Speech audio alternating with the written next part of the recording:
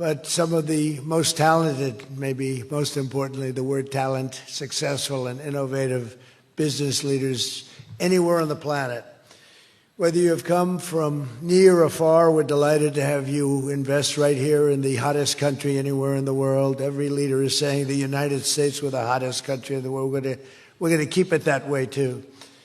But this has been, according to those that seem to say it, and I will say it, I would never say a thing like that because I want to be very modest. I always want to be modest as I can. They say this has been the best 9 months that any president has ever had. I'd say that's pretty good, right? But we've had a great 9 months. Now we have to do it more than a few more times. We just have to keep it going. We'll keep it going. I want to thank my friend, a great gentleman, Crown Prince Mohammed of Saudi Arabia, for his bold leadership and deep commitment to the ties between our two countries. Thank you. Thank you. Great gentleman. Yesterday we had a phenomenal visit at the White House celebrating the 80-year bond between the United States and Saudi Arabia. We ended with an unbelievable show last night in a room that was far too small, but the next time you're here, you'll have a much bigger room. It's going to be much bigger. I made more enemies last night by we had 119 people. That was a record for the room. So they've wanted for 150 years. They've been clamoring for a ballroom at the White House, and we're giving them one. We're giving them one plus, and it'll be something. But you'll be here. You'll be among the first, if not the first, if you'd like. You know, we'll work it out.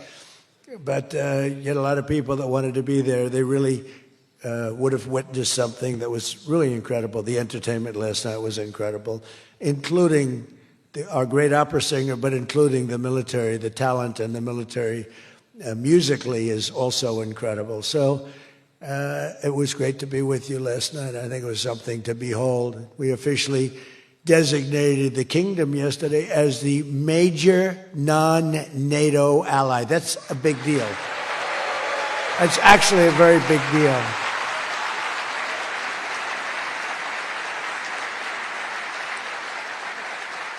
Great honor. That happens seldom, very seldom, if at all. So I just want to congratulate you on that. That's a sign of trust. We signed a historic strategic defense agreement yesterday also, and that's something that is likewise very rare, and it's a very honored company that you're in. And we're going to be selling Saudi Arabia some of the greatest military equipment ever built. We build the best military equipment in the world by far. That's why we do the most business, including nearly 300 American-made tanks is what you're buying, among many other things, the airplanes, and we're working on getting that approved very quickly. It's already approved, but don't worry.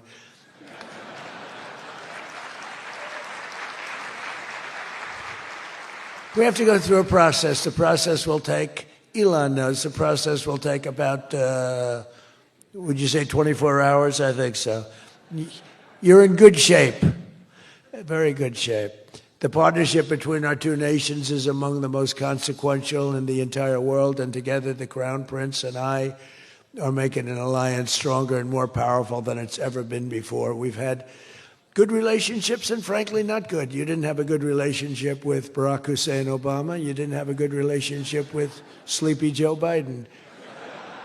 But you had a great relationship with me, and now it's as good as it was, and probably even better if you think about it, because we took the dark cloud away from your country. It was called Iran and its nuclear capability, and we obliterated that very quickly and strongly and powerfully. But that was a real cloud over the whole Middle East, and now they want to make a deal. They want to make a deal. They want to see if they can work out a deal with us, and we'll be doing that probably. But that was a terrible cloud that you had to live with for a long time. 22 years they were thinking about doing that, the B-2s. That was even before the B-2s. Those B-2s, what machines they were, they flew in, they were undetectable. And they dropped their payload, and every single bomb hit its exact mark, which was a shaft going deep into the mountain.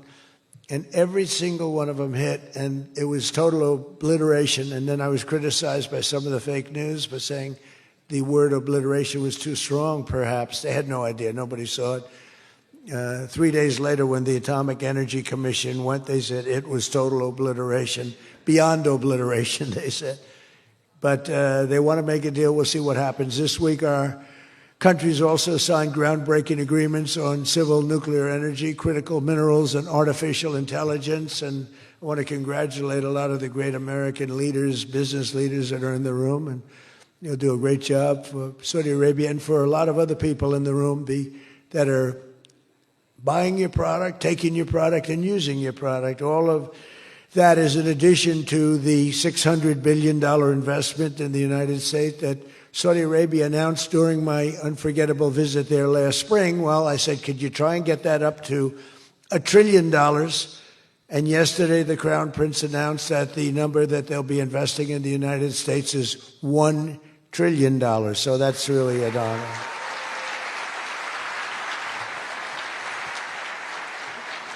And we just took a picture backstage with some of the great business leaders and some of the great people, friends of mine from your country, and beautiful picture. And while we were taking the picture, I said, could you make it 1.5 trillion?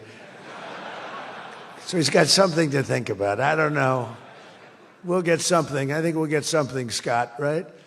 But many of you in the room are playing a key role in making these projects happen, and we're told that $270 billion in agreements and sales are being signed between dozens of companies, and that's just happening today, $270 billion. That's big stuff.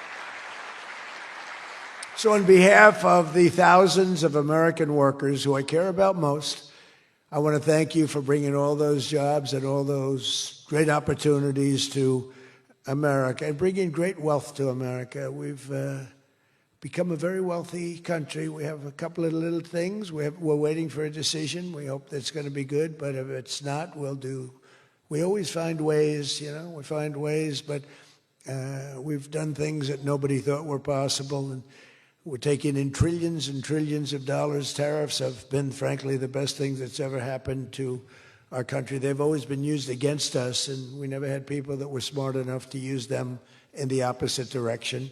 But now you do, and we have taken in trillions of dollars, and it's been absolutely amazing. We're going to be doing a dividend to the people, low and middle income, moderate income people, of at least $2,000. In addition to that, we'll be paying down debt very substantially. It's the kind of money we're taking in. And really, countries that took advantage of us are no longer taking advantage of us. Some of our friends treated us far worse than our enemies on trade anyway, and we've got that all straightened out. And everybody's happy. They respect us again. It's like one of those things. I think they like us better, and they actually respect us, and it works out much better for us, too. But I especially want to thank our numerous Saudi friends here today, including the ambassador to the United States, a friend of mine, Princess Rima. Thank you very much. Great job. Great representative you have. You sent a good representative. And many distinguished ministers and members of the cabinet, governor of the Public Investment Fund. Where's Yasser? Yasser's here someplace. Sometimes I see him dressed both ways. I don't know. It's cooler that way. I'd dress that way if I could. Yasser's terrific. He's a terrific man, actually. So thank you very much, Yasser. And Secretary Scott Bessent, who's been fantastic. Where's Scott? We're thinking about him for the Fed, but he wants no part of it. He likes being Secretary of the Treasury. I think we'll leave him. So let's cross your name off, right? Officially, right? Remember, you said that. I love the Fed job. To me, it's the easiest job in the world. You play golf for 28, 29 days, then you go and make a little speech, tell everybody, in the case of the current guy, the wrong information because he has no clue. But if you have good instincts, it's all based on instincts. I see they want to hire 3,000 economists, 3,000, to report to the Fed chairman What are they going to do? Take all this information? 3,000 economists. That's why they're spending $4 billion on renovating a building that should have cost $25 million to do. They should have spent $25 million. They're building a basement into the Potomac River. I could have told them that's very tough to do and it doesn't work and it's very expensive. But they're up to $4 billion headed by this clown. But we have 3,000, think of it.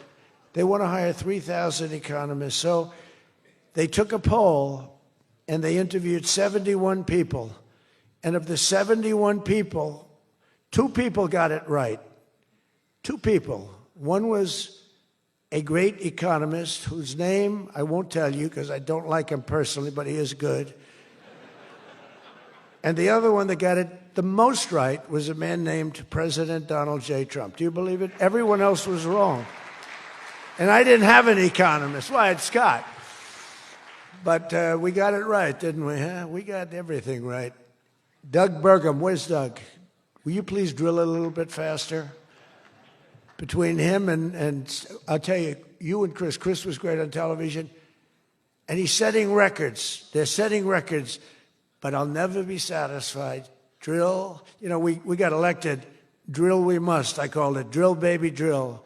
Con Edison, a great utility from New York many years ago, they used to have it said, drill we must and dig we must. So when they were digging in a road, they'd have a sign, dig we must. Well, now we're putting those utilities to shame because I'm allowing all of those AI plants that are being built to build their own electric generating force, and they're building them like nobody's ever seen, and they're coming up with ideas and new contraptions like nobody's ever seen. And this way they can't blame me for not producing electric. I said, you produce it yourself. And actually they didn't believe I was saying that because nobody ever thought of a thing like that. They're building a massive plant. They were going to hook it up to a 200-year-old grid. And you know that wasn't going to work because there's no way of doing that. No way we could have done that. And I had the idea. This was my idea, approved by a couple of people. I said, why wouldn't that happen?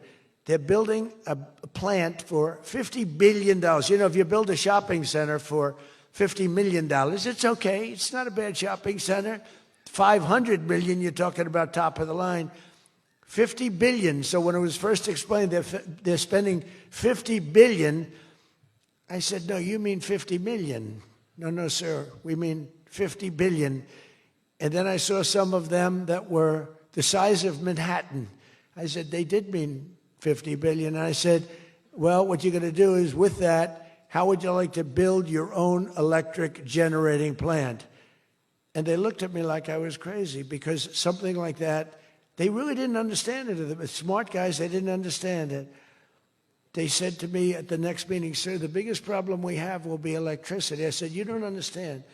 I told you last week, you're going to build your own. I'm giving you approval to build your own plant, and you will be approved within a period of 2 to 3 weeks. It used to take 20 years prior to termination. In other words, you would wait 20 years and you wouldn't make it. You'd be voted down 5 to 4. I said, we're getting you approved in a 2-week, 3-week period. In fact, Lee Zeldin, one of the superstars of this administration, I said, Lee, if it's oil and gas, get them approved in 2 weeks. If it's nuclear, add another week. Because some are going nuclear, and they're doing, be careful. They better be careful. But they are going to be careful. They're the greatest people in the world. So now they come back and they actually believed it. And now they're being approved rapidly. And we have things being built, the likes of which nobody's ever seen. We're leading China by a lot in AI. And we're also bringing auto plants in from Canada and from Mexico. They took them, and they're all coming back. They're all coming back because of tariffs. If we didn't have tariffs, I mean, they like the fact that we won the election by a landslide on November 5th. That helped. But they're all coming back, and they're coming back from Germany and Japan. Toyota just announced, as you know, $10 billion worth of new plants. They just announced it last week. I went to various countries, and Japan was one of them. And Toyota's coming in with a $10 billion investment in 4 or 5 plants. Now, we're going to be more advanced than we were. So we led the car industry like 100% 50 years ago. We led the chip industry 30, 40 years ago. We had 100%. Then people came in and started taking it. I don't blame them, Taiwan, etc. They took 100% because we had no president that protected our industry. If we would have said, it's wonderful that you're going to Taiwan, we think it's great, but when you sell your product back into this country, there will be a 250% tariff. Nobody would have left. Nobody would have left. And Intel would have been a giant. Intel would have been, where's Jensen? Intel would have blown, well, he now owns a big chunk of Intel. He's got it figured all different ways. Where are you, Jensen? Stand up. You have done such a good job. And you had a good 2 days, I understand, right? A good 2 days. How's Blackwell doing, okay? Any recent competitors? Anybody going to blow Blackwell away in the next week? They say 10 years. I don't know. Maybe 2 years, 3 years. But you will not be stopping there. You'll be going further fast, right? An amazing job you've done. I want to thank Howard Lutnick and Christy Noem for being here. Christy, Howard, good job. Really good job. My daughter Tiffany's here with her great husband, Michael. Thank you very much, Tiffany. Thank you, honey. She was a great student. She went to Georgetown. She was a great, great student, and she finished really right at the top, and we were proud of you. And she was so proud, and her graduation got canceled because of COVID. But I say if her name were something else, they probably wouldn't have canceled it. They didn't like that she did so well in school. They weren't happy about it. I say they canceled your graduation because you were a great student, and they didn't want, but other than that, I have no problems. You see, I don't take anything personally. Anyway, great job. And of course, hundreds of the top minds in technology, finance, and private enterprise from both Saudi Arabia and the United States. But my message to all of the leaders and investors with us today, and they are the best in the world, is very simple. Under the Trump administration, America is back and America is open for business. And America is actually stronger than it's ever been before, ever. We rebuilt the military in my first term. Foolishly, we gave a little bit to Afghanistan, but not very much compared to what we built. But now we're building it at levels that we've never done before. And in addition to that, we're sending a lot out to our allies, and we're making it possible for them to get it. I want those companies to build more plants, to build it faster. We want them to build it faster. The biggest problem we have is we have a backlog because it's so good. Every country wants our missiles, our jets. They want everything we have, and we got to go faster.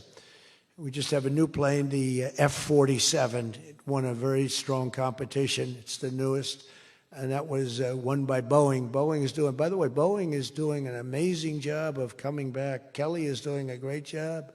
They're really moving, and it's really great to see. But they won the competition for the jet fighter, and they say it reaches levels that has never been reached, both in terms of stealth and speed and everything else that they go by. So they're just completing their factory, and they've already started work on the F-47. How did that number get chosen? I don't know, but I didn't pick it. I did not pick it. It was said, sir, we'd like to present you with the F-47. I said, that's an unusual number. How did you pick that number? After 4 years of economic nightmares under the previous regime, Sleepy Joe Biden, he was a sleepy guy, wasn't he? Think he would have been here today? I don't think so. Americans have rejected the failed, and they were really failed, far left models that you were looking at of high taxes and massive spending, soaring costs, crushing regulations, and trillions of dollars in green new scams. Everything was a new scam, green, green, green. Look, I'm all for the environmental, everything. I'm all for climate change. You know, they have a new word, climate change. It used to be global warming. It's global warming. Well, that didn't work because it started coming down. They did the global cooling thing. Then they just said, we can't keep up with this. It's too much. So we'll go, perfect words, climate change. They're covered. If it rains, if it snows, if it's warm, It's climate change is destroying the world, remember? The world was supposed to have been gone 2 years ago. They gave us 12 years, Howard, to live, right? 12 years. But that was 14 years ago. The world was going to burn up, but it got actually much cooler. They know these people. It's a little conspiracy out there. We have to investigate them immediately. They probably are being investigated. Their policies punished success, rewarded failure, and produced disaster, including the worst inflation in our country's history. We had the worst inflation in history, and now we have a beautiful normal inflation. It's going to come down over the next few months a little bit more, but we have a nice normal inflation. We had the highest inflation in the history of our country. 9 months ago, our country was dead. But now America is the hottest country anywhere in the world. We're the hottest country. I don't care what country you're with. America is the hottest country considered. And we did this in a period of 9 months. We're a little longer than that, but it took me about 2 weeks to get started. We're rewarding those who build and create, invent, and invest in the USA. And you know, our tax, our big, I call it the great big beautiful bill. It's the biggest bill ever passed in the history of Congress. And Scott and I and all of us, we sat down and we said, let's do it, along with the Speaker and John Thune and everybody, said, let's do it all in one bill. And a lot of people were totally, they said, you'll never get it approved. And we didn't have a huge majority. We had a huge presidential win. We won everything. We won all 7 swing states. We won the popular vote by millions. We won everything. But the one thing, we won one, it's called districts. The country has districts, and we won in terms of districts 2,750 to 550. And that's the most, that's why when you see the map of the election, it's the whole country, it's all red, and it's pretty amazing. 2 little blue streaks on the right and on the left, and they're very little and getting smaller. But it's been, you know, it's been pretty amazing. But in 4 long years, Joe Biden secured less than $1 trillion. In 9 short months, I've secured $18 trillion to rebuild our factories, create hundreds of thousands of jobs, and bring back those beautiful words, made in America. So think of that. He did less than $1 trillion in 4 years, and in 9 months, we've done more than $18 trillion, okay? That's called success. And we think that by the end of the first year, it'll be over $20 trillion. So, and thank you very much. You helped with that little boost you gave us, that little increase. We appreciate it so much. We appreciate you. So it's just one example. Under the deals being signed this week, workers at GE Aerospace, I think he's here. Where is he? Stand up. What a job you've done with your new engines. And where are you? You're there. It's not a very good location for you. I thought you have been amazing. Great new engine that's supposed to be more efficient, more powerful, and less costly. That's not a bad combination. But GE Aerospace will soon be delivering dozens of new airplane engines for 787 Dreamliners in Saudi Arabia's commercial fleet. Big order. It was a big order just secured. Every new job and every new factory created by these announcements builds up our middle class and strengthens, it really strengthens the industrial backbone of America. And, you know, I view it differently. I used to view it as it's great, great, great. The stock goes up. I view it, everything as jobs now, because I don't care. I care about jobs.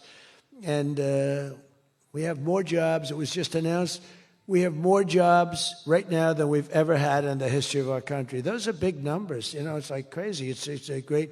just a great stat. More jobs today than we've ever had in the history of our country. And we're going to be producing a lot more are coming. In my first term, we built the greatest economy in the history of the world, and now we're do it again. But this is really bigger and better and stronger. The first term, we had what was considered the best economy that any president has ever had. That's nice. And we got hit with COVID, remember? And we did a great job with COVID, but that was a horrible thing for the whole world. The whole world suffered. Your country suffered. Everybody suffered. And despite that, we had the greatest economy. And before that, forget it. We blew it off the charts.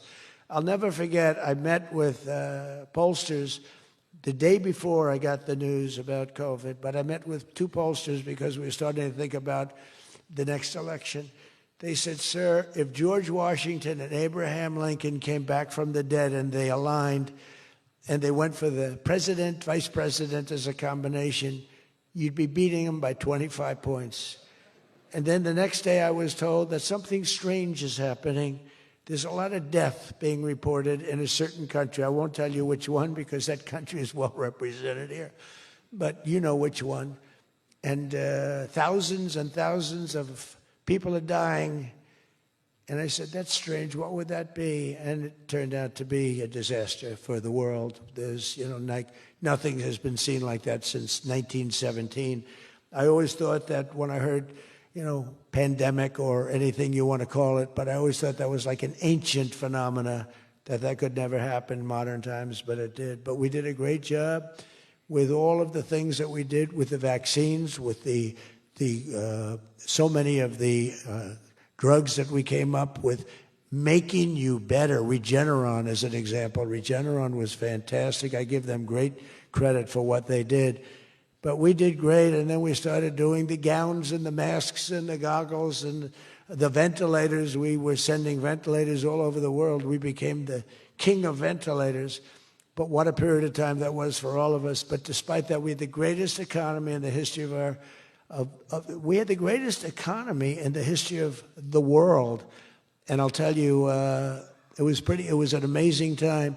But this looks like it's going to be blowing it away, because when these plants, which are being built now, and many are going to be started very shortly, many, but when they open, we're going to see numbers the likes of which nobody's ever seen before. And, in some cases, you're building extremely complex plants. You're building plants to make computers and to make telephones, to make a lot of different things, missiles.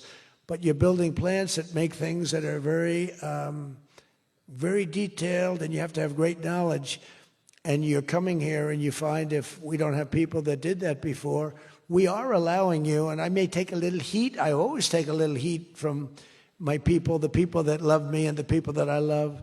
They happen to be toward the right of center, toward the right. Sometimes they're way right. But if you have to bring people to get those plants opened, we want you to do that, and we want those people to teach our people how to make computer chips and how to make other things.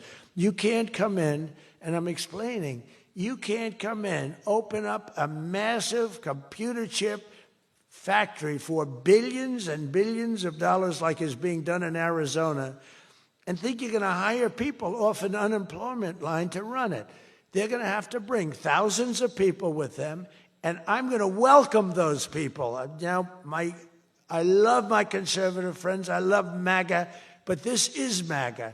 And those people are going to teach our people how to make computer chips, and in a short period of time, our people are going to be doing great, and those people can go home where they probably always want to be. When people are born someplace, they tend to want to go, and we have the greatest country in the world, but they want to go.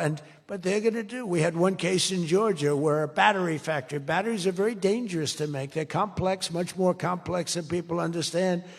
And they spent $1 billion to build a factory, and they were told to get out. And I said, stop it. Don't be stupid. And we worked it out.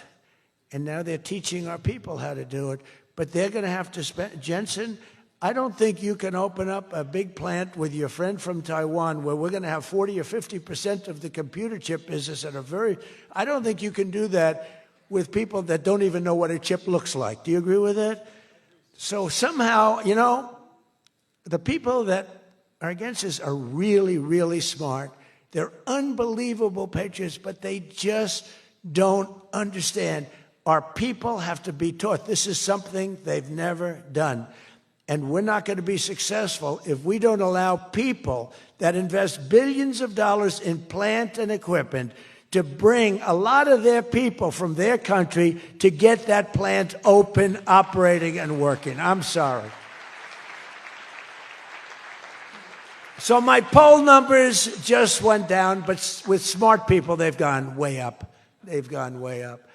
And I mean that. So for those of you that are doing the plants, you're going to have all the help you need, and you're going to do a great job. And you're going to teach our people how to do it, and our people are going to be just as good as your people ever were in not such a long period of time. Since the election, the stock market has set, and this is a little more than 9 months, 46 all-time record highs. And the growth is now amazing, and it's lifting up the Americans and American economy like nobody's ever seen before. It's the biggest. There's never been a period of time like this. Wages for hourly workers are rising at the fastest pace in 60 years, and real wages for construction workers are up $2,200 a year, and that's good, and that's spending. They're going to spend. They're going to buy many of the things that you're making. In 9 months, we've lifted over 600,000 Americans off food stamps, and that's happening rapidly. You know, when we had the problem 2 weeks ago on the SNAP, and they talked about all of this, the numbers. So when I left, which was a rigged election, by the way, but that's okay. You know, they used to go crazy. I'd say rigged election. Oh, nobody complains anymore because now they realize it was, and it's been proven, and it continues to be proven. But when I left, that number was $7 billion. Now it's $47 billion. That's Biden. So if you think about it, if Kamala, who's the same basic thing, grossly incompetent, he was incompetent, they're all incompetent because their policies are incompetent. Open borders, men playing in women's sports, transgender for everybody. I mean, they got the worst policy. I don't talk about it too much because if I talk about it, they might change. So, no, I don't talk about it. I tell people, don't talk about it. Wait till 2 weeks before the election and hit the hell out of them. Right? We talked about that, right, Elon? He said, we wait 2 weeks before. It's almost like you're at a war. Don't shoot yet. Don't shoot. Hold your fire. The enemy's rushing. Hold your fire. Don't shoot. Okay, now you can go. 2 weeks before. But I watched a guy the other day, a congressman, fighting for men playing in women's sports. And the new weightlifting record for a certain weight was just set. The man was 119 pounds higher than a woman champion who was a phenomenal champion. Beat her by 119, and he was an average lifter prior to transitioning.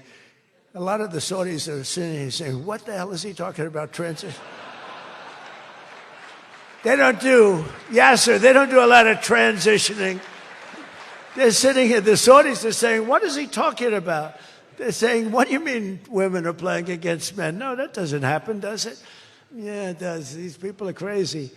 1.9 million more American-born workers are employed today. Think of that, than when I took office. So we picked up almost 2 million workers, and more Americans are now working, as I said, than at any time in the history of our country. Under Biden, 1 out of every 4 new jobs went to increase the size of the federal government. So in other words, 1 out of 4 was a federal worker. Well, I love our federal workers, but that's not the way you can build a country. It's a short road to a disaster.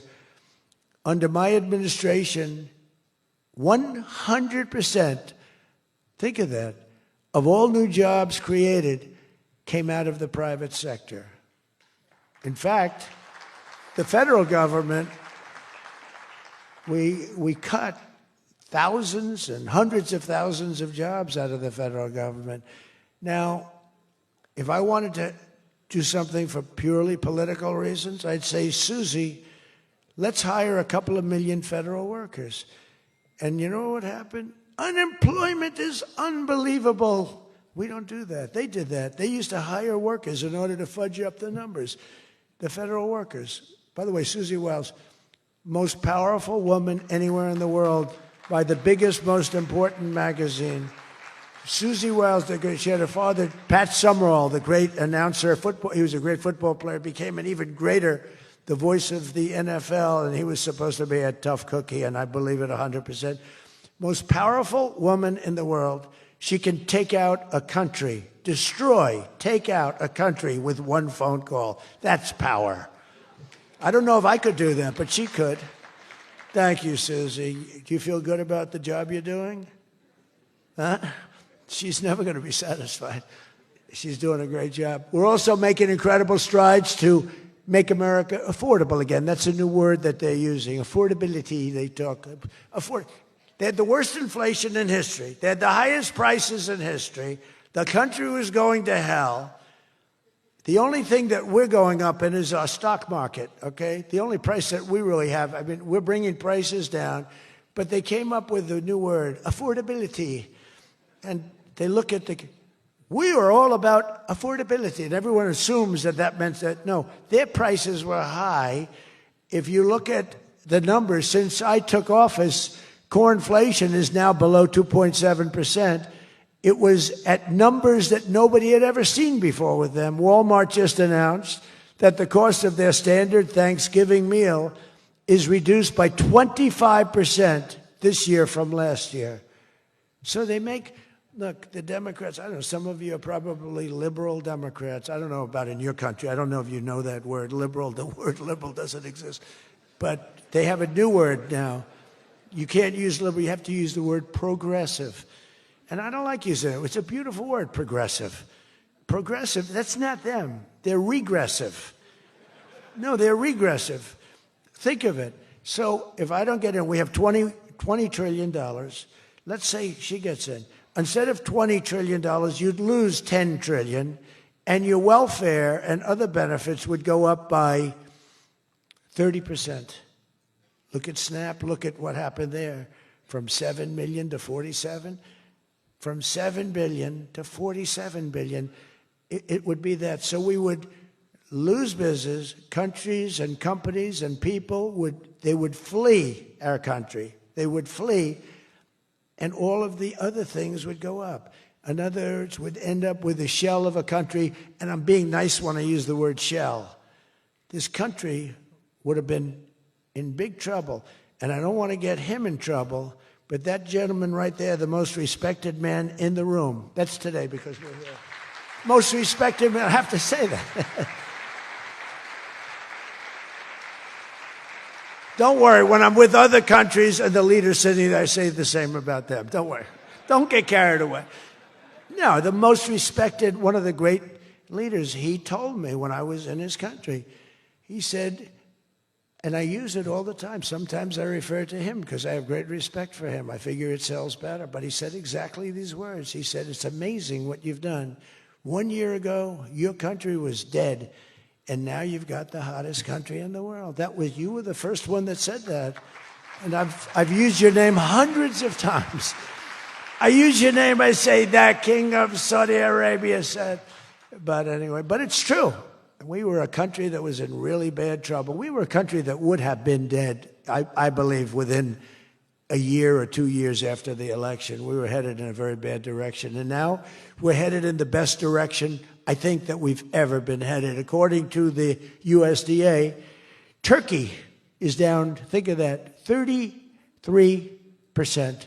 And I'm not talking about the country of Turkey. He's doing fine. Erdogan is doing good. Just want to, I don't want him calling me. I'm not down 33%. He's a friend of ours. We got to take care of our friends. Since March, egg prices are down 86%. Think of 86%. Many other prices are down in a similar number. When I first came into office, my first 3 days, I had a news conference, and they started screaming at me. Those people, that's a lot of people back there. Look at all the fake news. They started screaming at me, eggs, eggs. I didn't know anything about it. I said, what's going on with eggs? They're up quadruple. I said, I've only been here for 3 days. And we'll work on it. And we got them down very substantially. They said, don't buy eggs for Easter. At the White House, we have an Easter egg hunt. We buy thousands of eggs. People come from all over, thousands. They asked me, sir, would it be possible this year to buy plastic eggs? I said, I'm not buying plastic eggs. The kids are going to pick up an egg. They're going to, what the hell kind of an egg is this? And we bought maximum number of regular eggs, and we got the prices. Brooke Rollins did a great job, Department of Agriculture. She did a fantastic job. And eggs are way down now. Mortgage rates are down despite the Fed. Scott, you got to work on this guy. He's got some real mental problems. No, he's something wrong with him. It's just sweet. I'll be honest, I'd love to fire his ass. He should be fired. Guy's grossly incompetent. And he should be sued for spending $4 billion to build a little building. I'm building a ballroom that's going to cost a tiny fraction of that, and it's bigger than the whole thing put together. You got to work on him, Scott. The only thing Scott's blowing it on is the Fed. Because the Fed, the rates are too high, Scott. And if you don't get it fixed fast, I'm going to fire your ass, okay? I can't tell you, Scott, sir, don't fire him. Sir, please don't fire him. He's got 3 months to go. Don't fire him. I want to get him out, Scott.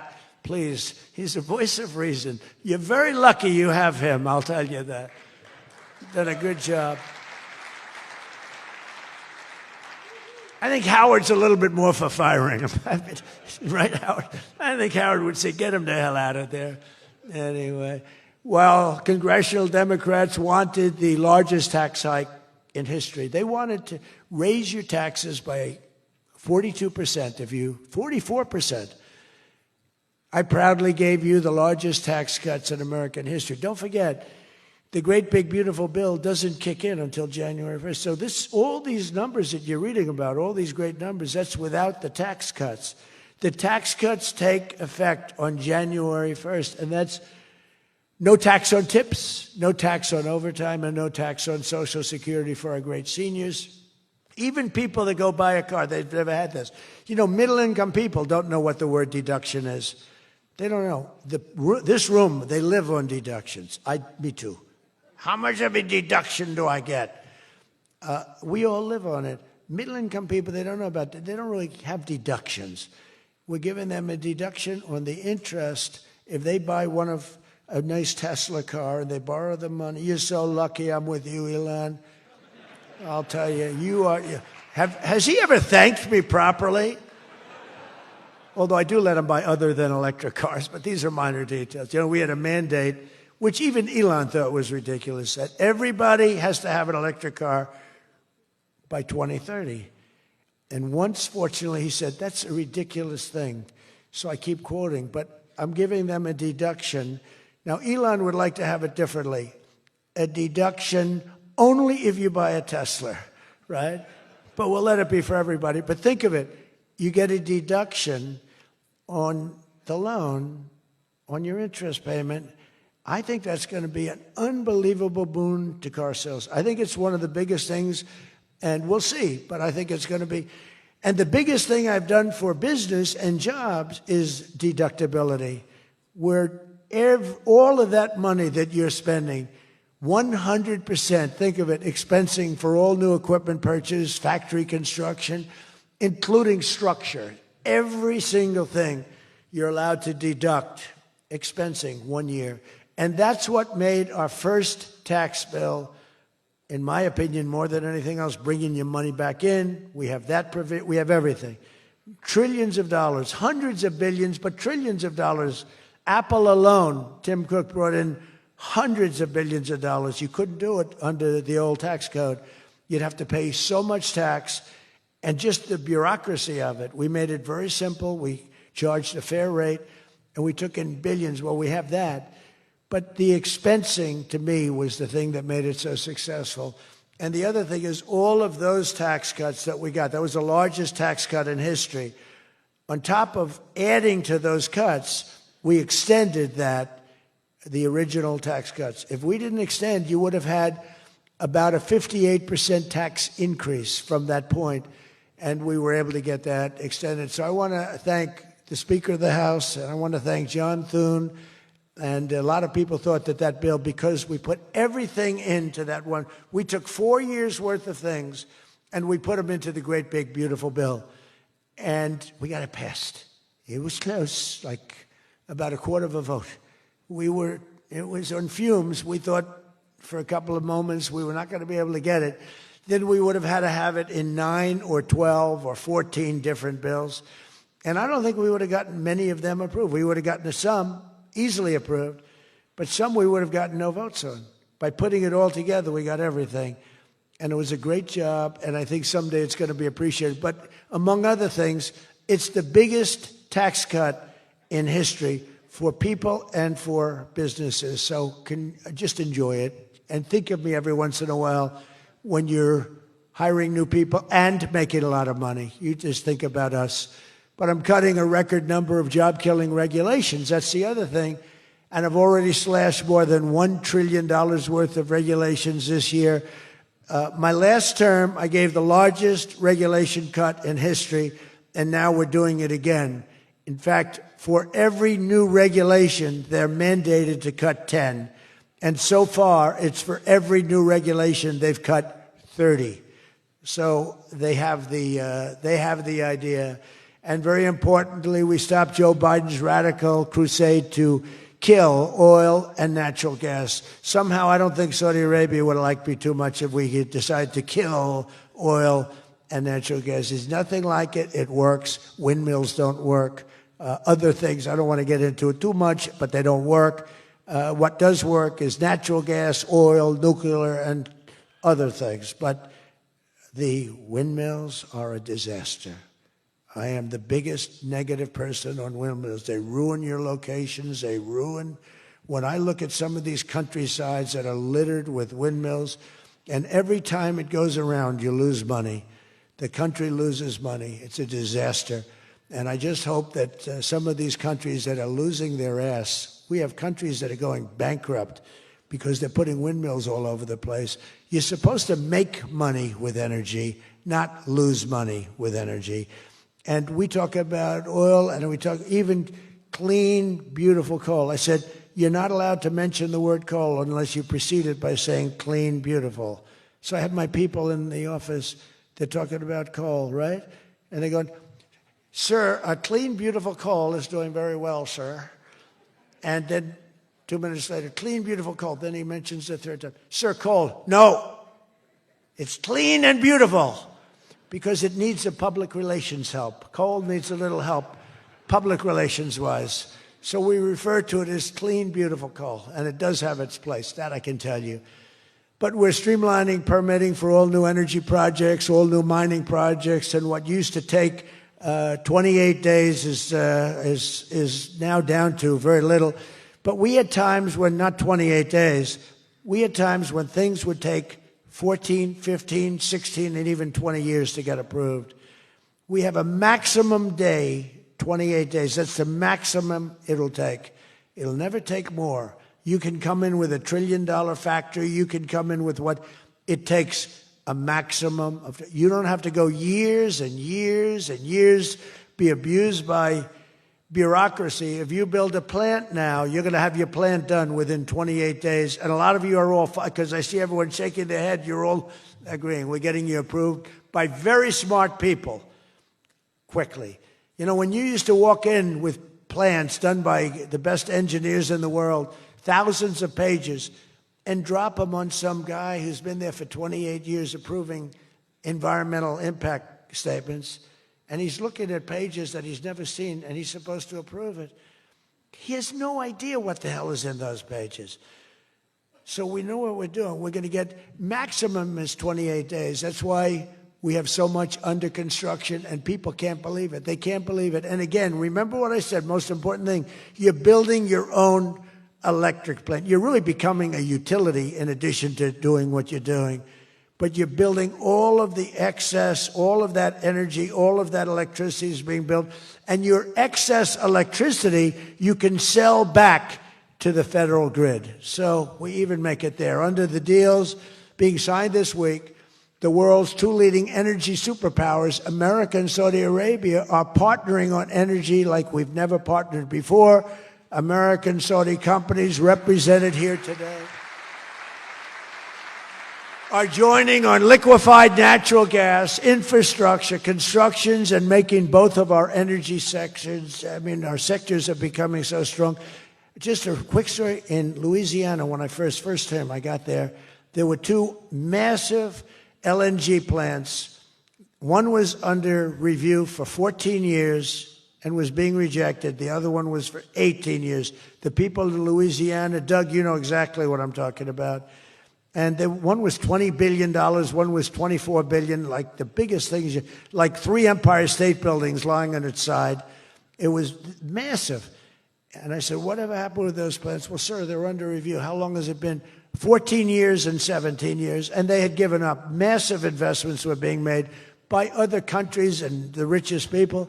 They couldn't get them approved. I got myself involved. Right, Doug? The first one, I got approved in one day. The second one, I got a little cocky. I took my time. It took me 1 week. And they're both operating today, and they're tremendously successful. I got one. Think of it. After 14 years, I was in office. I got involved. I got it done in 1 day. And it's been a tremendous success and made a lot of money for our country and for a lot of other people. And the other one took 1 week to get done. That one was under review, I think, for 14 or 15 years, both of them.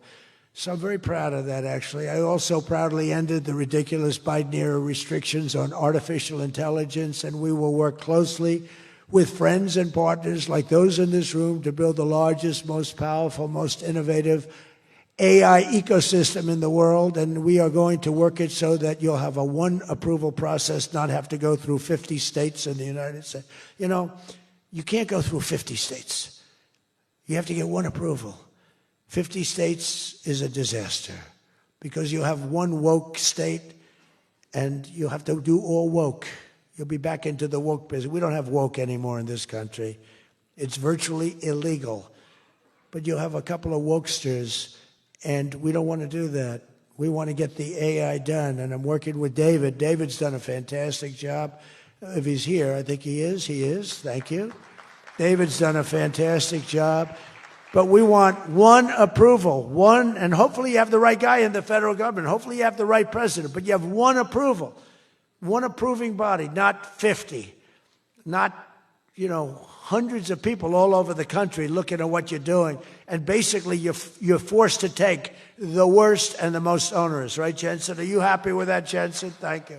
If Jensen's happy, I'm happy. But what's very important, we have to do that. And we have a couple of very good, very well-meaning senators that think every state should have a right to approve. We're not going to do that because that will not allow you to do what we have to do. And we'll get that straightened out.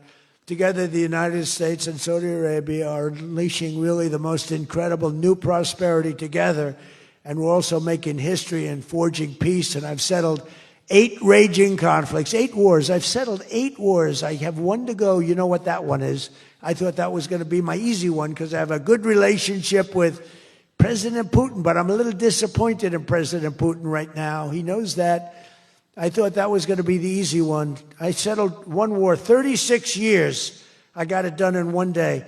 I had another one, 32 years, millions of people killed. Even Congo and the Rwanda, they had 10 million people killed. It was out of control. I got that settled. I have a man's father who happens to be in this room doing a great job, right? Got that settled. I settled 8 wars. And I'll tell you, His Majesty would like me to do something very powerful having to do with Sudan. It was not on my my charts to be involved in that. I thought it was just something that was crazy and out of control. But I just see how important that is to you and to a lot of your friends in the room. Sudan, and we're going to start working in Sudan. I didn't think that that was one that was going to be so easy to do, but we're going to start working. Mohammed said, yeah, thank you. Thank you to you. No, it wasn't on my charts because I'm good at settling disputes, and I've always been. I've done very well with that over the years, even before this. But I was talking about the different wars, and look, India, Pakistan, they were going to go at it, nuclear weapons. I said, that's okay, you can go at it, but I'm putting a 350% tariff on each country. No more trade with the United States. No, you can't do that. I said, I'm going to do it.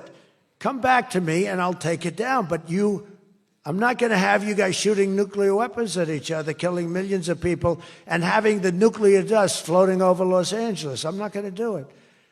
They said, we don't like that. I said, I don't care if you like it or not. So I was all set. I told Scott, 350% tariff to settle that war. If you If you don't, we'll make a nice trade deal. They were in the midst of a deal. Now, no other president would have done that. Another guy would have, like Joe Biden, doesn't even know what countries we're talking about. He wouldn't have any idea. There'd be no tariffs, no nothing. Just the whole world would go to hell. But no, I used tariffs to settle all these wars. Not all of them. 5 of the 8 were settled because of the economy, because of trade, because of tariffs. So I did this. But, and then I'll tell you what, the Prime Minister of Pakistan called me. Thank you very much. He actually said I saved millions, and he said it in front of Susie. He said, President Trump saved millions and millions of lives. He doesn't even know that, but he saved millions of lives, and he talks about it. And I got a call from Prime Minister Modi saying, we're done. I said, you're done with what?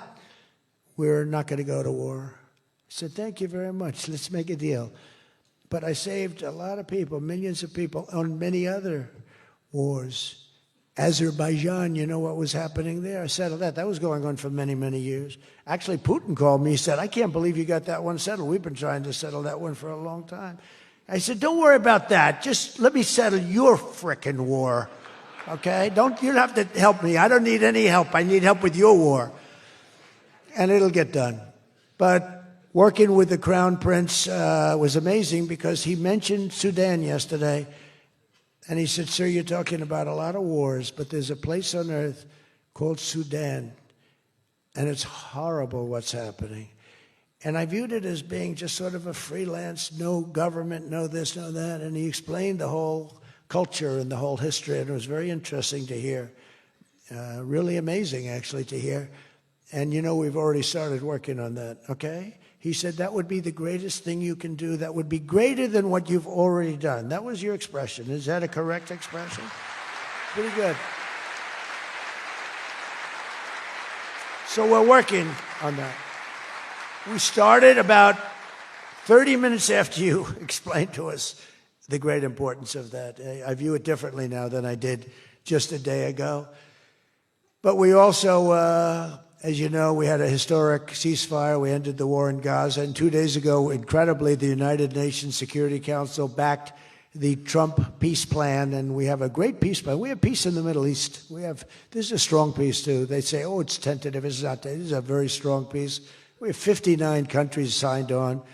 And when there's problems, I'm getting calls from countries. They want to go in and lead the fight to solve the problem if we have any problems. But right now, it's looking very good, and they endorsed the United Nations, what's called the Board of Peace, chaired by a person called Donald J. Trump. I accepted the chairmanship. They asked me to be chairman.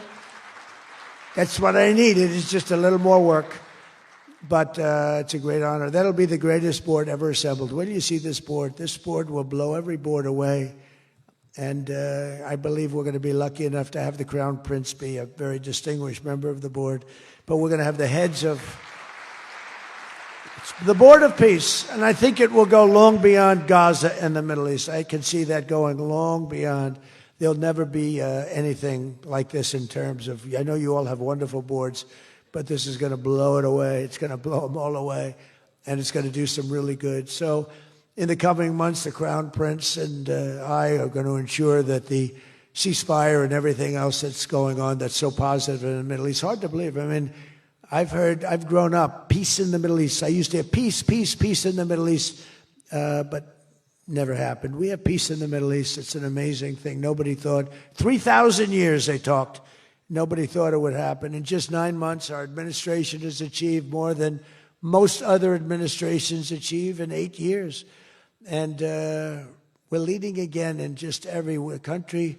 We want to win. We want to win for you. We want to win for ourselves. We want to help our allies. We want to change our enemies. We want to change our enemies. I'm being nice when I say it that way, but we want to change them. And if they don't change, we're going to be nasty. But hopefully we're not going to have to be nasty. But we want the world to prosper. We want the world to be safe.